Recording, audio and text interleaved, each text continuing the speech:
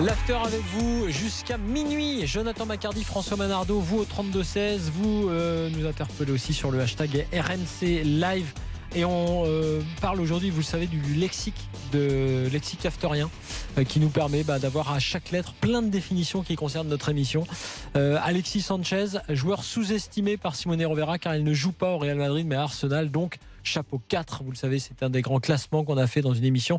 Et je vous signale d'ailleurs qu'on va faire les classements à d'autres postes dans quelques jours, et on va profiter des afters de juin, juillet pour faire ce classement-là. Allez, c'est l'heure de mon avis tranché, je vais vous parler de Bordeaux. Que ce soit pour l'épilation, pour le naturisme ou pour les tirages au sort, nous sommes pour l'intégrale. Alors je vous parlais de Bordeaux parce que je l'ai déjà fait à plusieurs reprises. J'ai à la fois dit que j'étais satisfait parce que Gourvenec avait redonné une identité, un jeu assez chatoyant aux Girondins de Bordeaux. Après, en termes de résultats, Bordeaux 6e qui va jouer la Coupe d'Europe, c'est pas si mal. Alors on se dit, il se passe quelque chose, c'est mieux en termes de joueurs. Le président change, Jean-Louis Triot a passé la main. Et là, c'est un peu le problème. Si vous avez lu l'interview dans l'équipe ce matin, et puis sur ce qu'on voit depuis qu'il est arrivé, Stéphane Martin, il me fait pas rêver. Et il me fait même un peu peur par rapport à ce que pourrait être l'avenir des Girondins. Pourquoi ? Parce qu'en gros, c'est un discours qui manque carrément d'ambition. C'est-à-dire qu'on s'aperçoit qu'on a Nice, on vient d'en parler, où River fait un boulot énorme, où ils font des coups incroyables, où ils se battent pour garder Favre, alors qu'on a même eu l'impression que là, ça pouvait peut-être partir en capilotade. On se disait, oulala, ça va être un peu compliqué. On a Marseille, avec un projet, on verra ce que ça donne, mais que tu as quand même 100 millions peut-être sur la table, et ça fait longtemps que c'est pas arrivé pour le mercato estival. Du côté des supporters, tu peux dire, tiens, il va se passer un truc. Tu as Paris. Paris reste Paris avec un budget incroyable et qui doit se remettre, entre guillemets, parce qu'ils ont perdu le titre. Tu attends un peu tout ce qui.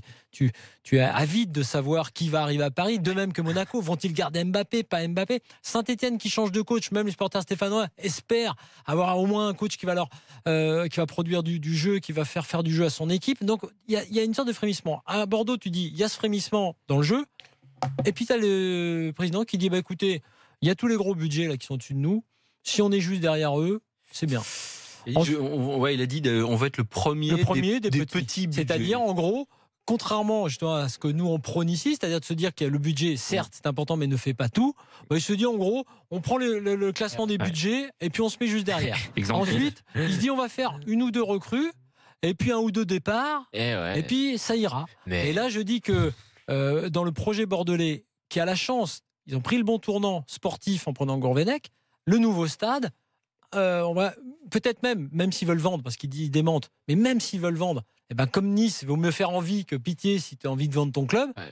Je suis un peu déçu parce que je pense que de toute cette intersaison, on va rester sur les 6 premiers, et je l'ai dit tout à l'heure, où chacun des clubs a un intérêt dans ce mercato et chacun des supporters peut se dire, tiens, j'ouvre le journal tous les matins et j'écoute RMC tous les jours pour me dire, tiens, il va peut-être y avoir quelque chose dans mon club. Les Bordelais peuvent se dire, j'ai peur de vivre un été un petit peu tristoun, et c'est dommage parce que je trouve que c'était le moment, on va dire, de passer la seconde. Le problème, Flo, c'est pas de savoir que c'est pas le président, c'est pas ce qu'il dit, quoi. Enfin, je veux pas employer de mots trop forts, mais le cancer des Girondins depuis ces dernières années, c'est le propriétaire. C'est M6 qui n'en a plus rien à faire de son club, qui ne met pas l'argent, qui n'investit pas suffisamment dans ce club, qui est un club magnifique, qui est un des clubs historiques français, qui a un stade magnifique, qui a des infrastructures qui donneraient envie à tellement de joueurs de venir jouer aux Girondins de Bordeaux. Mais tant que le club n'est pas vendu, j'ai l'impression que ce sera comme Marseille avant la vente à McCourt. Faut pas s'attendre à grand chose. Le club va vivoter. Tu as dit quelque chose de très juste, c'est de dire qu'il vaut mieux donner envie que de faire pitié. Mais alors ça, le jour où M6 le comprendra, on aura fait un des très très gros progrès. Mais pour l'instant, en l'état, ça m'étonne même pas. Ça m'étonne même pas. Et c'est très triste. Moi, ça me fait furieusement penser à cet adage dans le marketing, il faut toujours donner sa chance au produit. Sauf que là, tu as l'impression qu'il ne se donne même pas cette chance. Exactement. Ouais. Et comme il ne se la donne pas, c'est parce que ça correspond à cette gestion presque entrepreneuriale de ce club. Et tu ne peux pas gérer un club de foot comme tu gères une entreprise, comme tu gères M6. Ce n'est pas possible. Quand tu gères un club de foot, il faut s'attendre, 9 fois sur 10, 99 fois sur 100 à perdre de l'argent, voire même en perdre beaucoup, et tu n'es pas sûr de récupérer ta mise, et voire même à un moment donné de gagner un peu de sous. Valoriser tes actifs, c'est tes joueurs. Si tu es petit bras sur le marché des transferts, donc tu n'auras pas de gros actifs, à ce moment-là, il faut aller vers le centre de formation. Le centre de formation, on n'en voit pas sortir de grands espoirs français, il me semble pas. Quelques joueurs intéressants, mais pas de grands espoirs. Donc ce club, oui, tu disais effectivement un club qui est un club très important dans le paysage du foot français, Flo. Il est en train un petit peu de dépérir, mais doucement, sûrement. Ils sont quand même 6e. Mais quand tu commences à dire je veux finir premier des petits, cette phrase, c'est ça. Ce qui me gêne, ce qui me gêne, c'est justement parce que tu as un moment, une embellie sportive, que moi j'en profiterai pour surfer dessus. Et c'est ça qui me gêne, c'est d'arriver à mettre de l'eau sur de refroidir tout le monde. Mais bon. Et ça ne veut pas dire acheter n'importe qui, n'importe quoi, à n'importe quel prix. C'est la cellule de recrutement, là aussi, où tu dois mettre le paquet. Et au passage sur les coups, puisqu'on l'avait dit l'an dernier, le coup Balotelli, qui était quand même un coup marrant, risqué, mais on avait dit, non mais marrant à faire. J'avais dit pareil avec Menez, parce que m'étais dit pourquoi pas, parce que Bekovenek, j'espérais, ça n'a pas marché. Mais au moins, c'était dans l'idée. Il s'est passé quelque chose. Et si cette année, ils faisaient autre chose et un autre coup, je leur dirais bravo. Mais là, on n'a pas l'impression qu'ils soient partis pour ça. Marc est avec nous, supporter de Bordeaux. Salut Marc. Bonsoir monsieur. Alors, qu'est-ce que tu penses de tes dirigeants et est-ce que tu es d'accord avec moi pour dire qu'ils ne sont pas assez ambitieux? Déjà, je vais dire ce que je pense de ce que vous venez de dire avant de dire ce que je pense des dirigeants. Bien sûr. Parce que là, vous m'affolez complet. J'ai l'impression d'être sur les chansons. Moi, vous m'avez bien fait rire. Ouais. On t'a fait rire ou on t'a affolé? Ah non, vous m'avez fait rire. En fait, j'ai l'impression d'entendre des supporters bordelais il y a 2 ans, mais pas les gens qui suivent et qui essayent d'être un petit peu rationnels, qui pourraient critiquer et voir les bons côtés des choses. Juste les gens qui bêtement disaient « Il est passé où l'argent de Gourcuff ?» Moi, vous me tenez ce genre de discours. Déjà, vous vous tenez juste à ce qui s'est passé sur une déclaration de Martin. Enfin, Martin, il y en a 40 des choses qu'il a prononcées.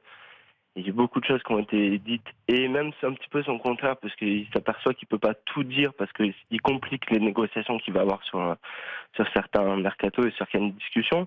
En tout cas, on a déjà signé Costil, qui est gardien numéro 2 des Girondins, donc pour un club qui n'a pas trop d'ambition, ça me fait rire.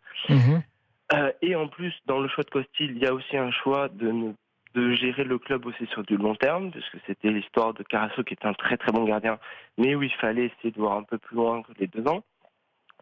On est en train de signer un milieu de terrain d'un club belge, donc j'ai oublié le nom et vous m'en excuserez. On est en train de voir pour faire signer Sabali et conserver aussi Jovanovic.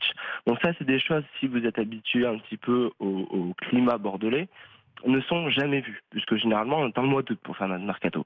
Donc déjà, ça montre qu'il y a des choses qui ont changé, et si vous regardez un petit peu la photographie de Bordeaux, c'est des choses qui changent depuis maintenant janvier 2016. Depuis que M6 a décidé de reprendre les choses en main, a mis un directeur sportif qui décide réellement de ce qui se passe à Bordeaux. C'est pas réellement Martin qui décide, mais c'est plutôt Ramé maintenant. Et ne me dites pas que non, parce que je vous invite encore à un peu plus étudier le cas Girondin et pas juste sur l'interview de Martin. Ah non, mais moi, c'est pas juste l'interview de Martin. Hein. Ah non, mais moi, je suis juste. C'est pas juste l'interview de Martin. Ce que je vois là, c'est que quand ton président te dit on veut finir derrière les autres et derrière les gros, hein, j'entends. Non, il faut quand vous gérez un club de foot, vous avez deux façons de le gérer. Soit vous le gérez on va dire n'importe comment, c'est-à-dire vous permettez de faire un recrutement qui n'est pas calibré sur vos capacités budgétaires, parce que capacité budgétaire, c'est pas juste l'argent que M6 d'ailleurs, hein, qui est un groupe et qui doit rendre des comptes à des actionnaires, il peut faire tout et n'importe quoi de son argent, mais ça vous l'oubliez, on a l'impression que M6 a des milliards comme le président de Monaco, enfin pas le président, l'actionnaire de Monaco, l'actionnaire de Paris Saint-Germain.